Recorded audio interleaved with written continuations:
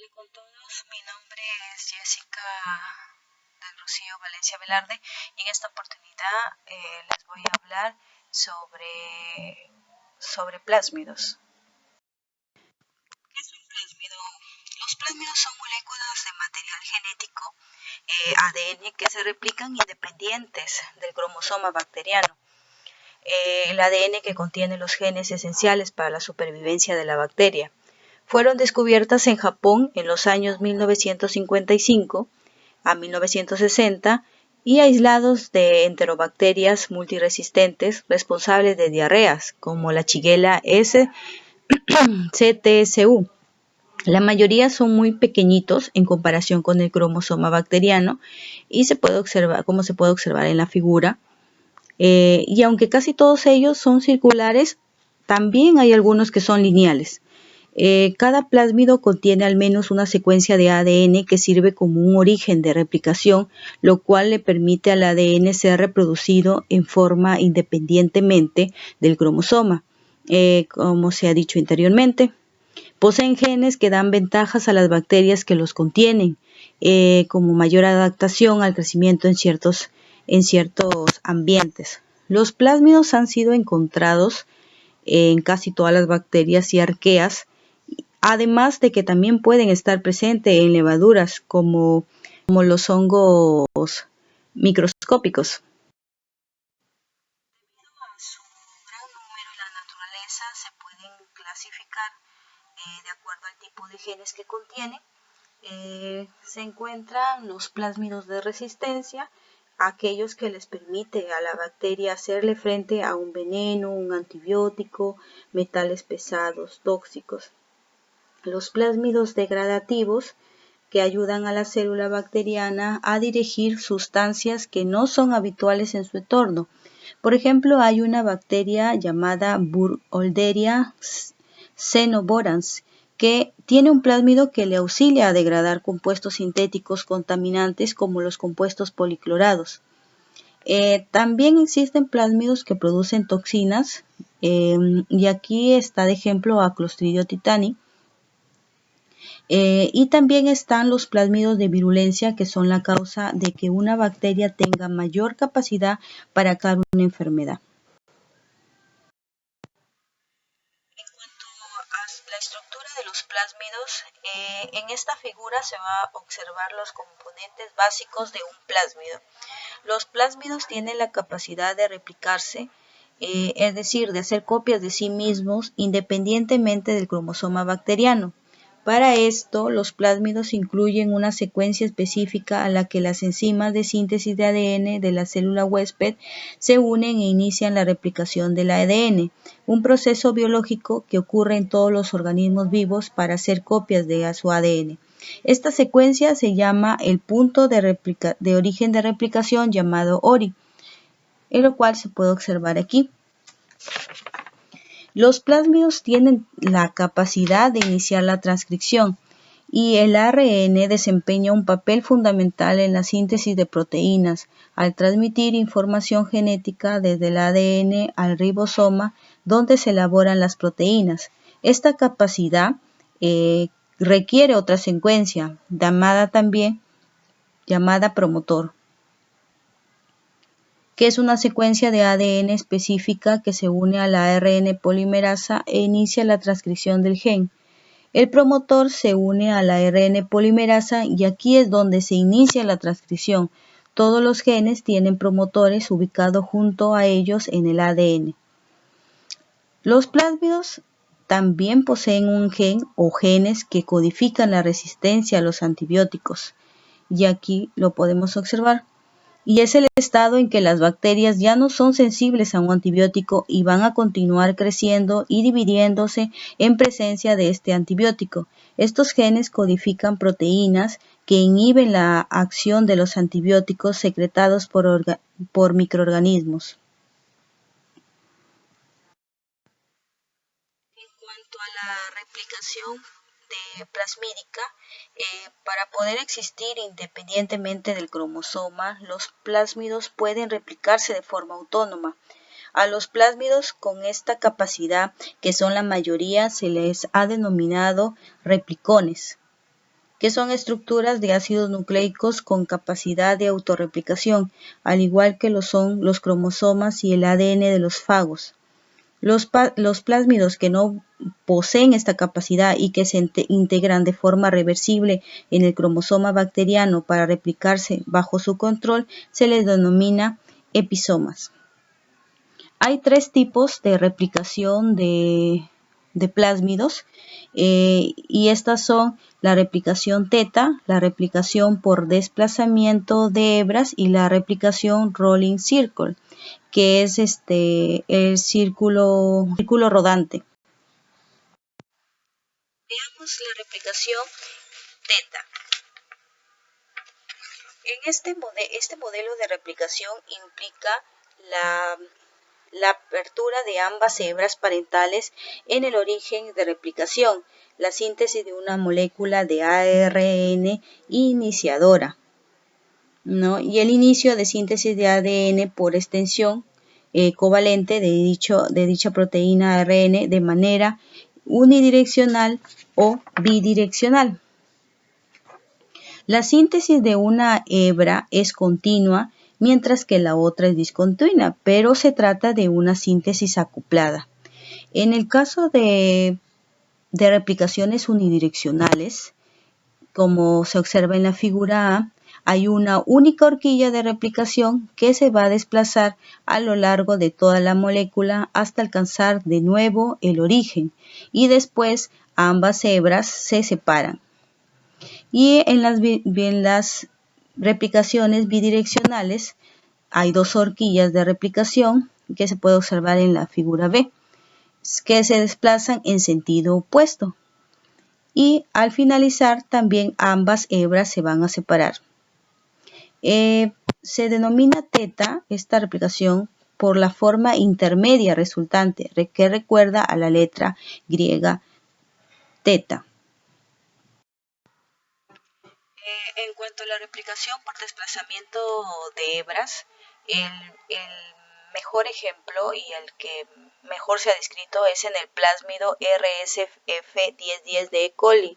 Los miembros de esta familia requieren de 3 proteínas específicas codificadas por el plásmido para el inicio de la replicación, que es la REP-A con una actividad helicasa, la REP-B con una actividad primasa y que se va a unir en un par de pequeñas secuencias, una por hebra, formando un palíndromo dentro de la región ORI. Y la REP-C, que es una proteína con actividad de iniciador, que se va a unir a los íteros específicos en ORI.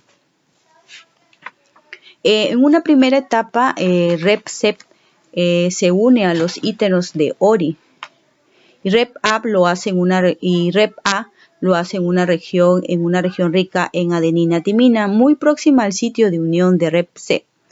Su actividad helicasa implica la separación de hebras, dejando al descubierto los sitios SSI.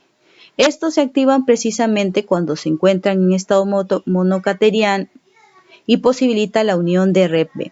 Gracias a su actividad primasa va a catalizar la síntesis de ADN y comienza la replicación. La síntesis de cada hebra transcurre de forma continua pero en direcciones opuestas e implica el desplazamiento de la hebra complementaria.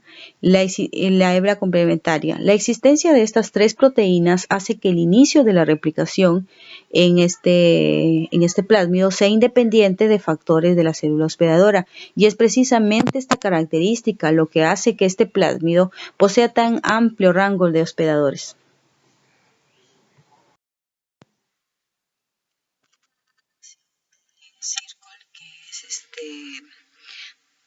Ya les había mencionado, es el modelo del círculo rodante, es una replicación bueno, este es un proceso de replicación unidireccional y asimétrico. Se conocen hasta 4 grupos de plásmidos que se replican por este mecanismo. Normalmente se describe el del plásmido de Staphylococcus aureus, que es el plásmido T181, por ser el mejor estudiado. De hecho, es un tipo de replicación clásico entre los plásmidos multicopia de pequeño tamaño en gram positivos. Actualmente se conocen ejemplos también entre gram negativos y especies de arquea. En este mecanismo de replicación, una proteína propia del plásmido, que es el REP, como se observa en la figura, esta va a cortar una de las hebras, la hebra parental principal, en un punto específico denominado DSO, y se queda unido covalentemente al extremo 5, lo que genera que es el extremo 3 quede libre y que sirva para la nueva síntesis de ADN, al formarse un complejo de iniciación junto al ADN polimerasa 3 del hospedador, entre otras. Lo característico de esta replicación es que la nueva hebra principal sintetizada queda unida covalentemente a su idéntica hebra parental principal, queda hasta al mismo tiempo desplazada, como se observa en la figura. El proceso va a finalizar ¿con qué? Con la formación de una molécula de doble cadena formado por la nueva hebra sintetizada más la antigua hebra parental no replicada y una molécula de ADN monocateriano a la antigua hebra parental principal como producto intermedio del proceso. Y para finalizar, voy a hablarles sobre la transformación bacteriana, que es de vital importancia en biología molecular, y porque este proceso es posible la introducción de plásmidos fabricados o naturales dentro de las bacterias. El proceso de transformación comienza con la selección de un plásmido adecuado en el que se introducen los genes que se quieren expresar con protocolos específicos que usan enzimas de restricción y ADN ligasa. Se transforma un tipo de bacteria con el plásmido modificado y se seleccionan las bacterias transformadoras que produzcan las sustancias deseadas. Aquí les he puesto una imagen para que se pueda apreciar cómo se realiza esta transformación bacteriana y parte con bacterias preparadas especialmente que se van a mezclar con ADN, un ADN de ligación, por ejemplo. Se aplica un choque de calor a las bacterias, lo que provoca que algunas recolecten el plásmido o formen el plásmido. Los plásmidos que se usan en la clonación contienen un gen de resistencia a antibióticos, por lo tanto todas las bacterias se colocan en una placa con antibióticos para seleccionar las que recolectaron plásmido, las que formaron plásmido. Las bacterias sin plásmido van a morir y cada bacteria con plásmido da lugar a una colonia o comunidad de bacterias idénticas que contiene el plásmido. Varias colonias se analizan para identificar una con el plásmido adecuado por PCR con enzimas de restricción, por ejemplo. Una colonia que contenga el plásmido adecuado se deja crecer a mayor escala y se utiliza para producir proteína o plásmido. Para analizar las colonias, tenemos que analizar las colonias. ¿Y por qué necesitamos analizar las colonias? Porque todas las bacterias que forman colonias deberían contener un plásmido que proporciona resistencia a los antibióticos. Sin embargo, no necesariamente es el caso que todas las colonias que contienen plásmido tendrán un mismo plásmido.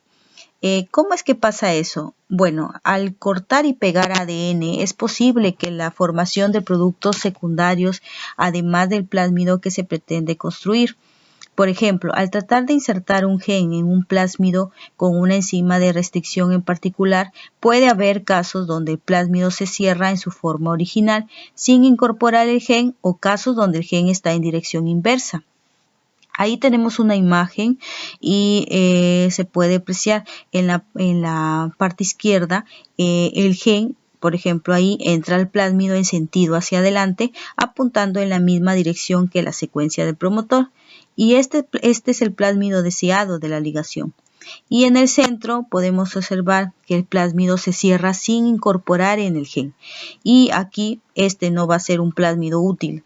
Igualmente sucede en la parte derecha, donde se observa que el gen entra al plásmido en sentido inverso, apuntando hacia la secuencia de promotor, y esto tampoco va a ser un plásmido útil si queremos expresar el gen en bacterias.